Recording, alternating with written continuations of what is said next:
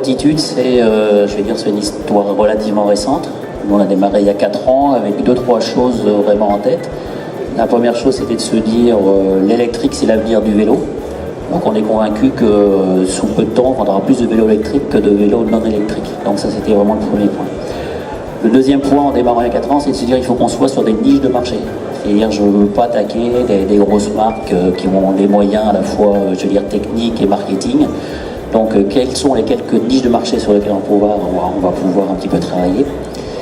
Et le troisième point, c'était la conviction que le phénomène vintage, c'est pas un phénomène, c'est un phénomène qui va perdurer. Donc, on est vraiment convaincu là-dessus. Et à partir de ça, on a développé donc un cadre en se disant aussi, on s'est dit, il faut qu'on prenne les contraintes de l'électrique dès le début. Les contraintes de l'électrique, c'est mettre une batterie quelque part, c'est mettre un moteur quelque part, et c'est pas rajouter une batterie sur un cadre ou un moteur sur un pédalier. Et à partir de ça, donc on a développé le cadre ici, donc qui intègre la batterie donc ici dans le réservoir, et puis un moteur dans le maillot arrière. C'est une technologie qui est relativement simple. C'est pas un concentré de technologie quand vous aurez sur un autre vélo, mais on part vraiment sur l'idée de se dire c'est un vélo confort, c'est un vélo plaisir, c'est un vélo qui a une image, donc qui a un look, c'est un vélo qui a une position de conduite qui est vraiment extraordinaire, moi je le pense, et tous ceux qui l'essayent, ils en seront vraiment enchantés. Et c'est aussi un produit coup de cœur. Le produit coup de cœur, c'est effectivement quand on met ce vélo soit dans un magasin, soit qu'on le présente, c'est effectivement, alors ça parle ou ça parle pas, hein, il y en a qui n'aiment pas du tout, bon. Mais les gens qui accrochent, ils disent ça c'est sympa, c'est un peu différent. Et je sens bien me faire plaisir aussi avec un produit comme ça. C'est un vélo de balade. C'est pas un vélo de VTT, c'est un vrai vélo de balade. Donc c'est la balade, ça peut être la balade bord de mer, ça peut être la balade en ville. C'est un vélo sur lequel vous partez 3-4 heures, très tranquillement, parce que vous n'avez pas d'effort et parce que vous avez une position qui est très très confortable. Donc je fais de la balade. Bien sûr, je peux aussi, aller chercher mon pain le dimanche matin, ça c'est clair.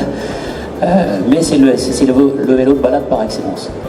On le vend beaucoup à des couples, c'est-à-dire qu'on se rend compte qu'au départ c'est plutôt l'homme qui est attiré par ce style, et la femme qui après l'essaye dit mais c'est un vélo qui me va bien aussi. Donc on a des coloris qui sont des coloris plus féminins, donc on a décliné pas mal de choses pour répondre à la fois sur des styles. Là vous avez un style qui est assez typé, on a des choses qui sont moins typées.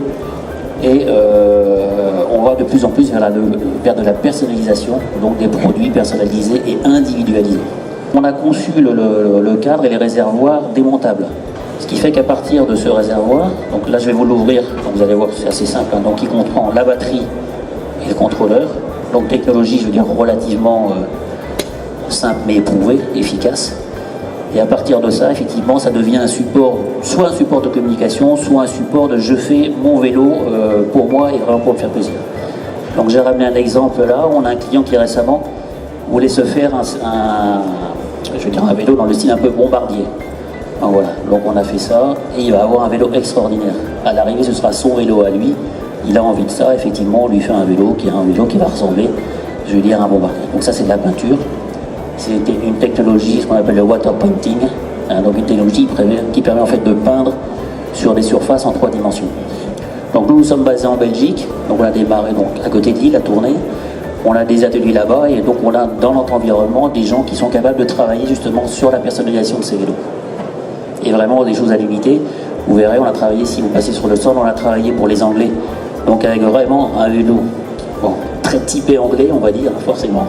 Mais il y a d'autres choses et les possibilités sont infinies. On peut vraiment se régaler, à partir de ce cadre-là et à partir de ce qu'on peut faire en équipement et en personnalisation. On démarre à un niveau de prix public à moins de 2000 €.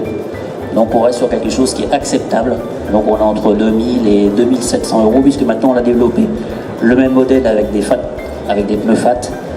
Bon, là on se rapproche encore un peu plus du monde de la moto, mais c'est un produit qui est aussi très sympa.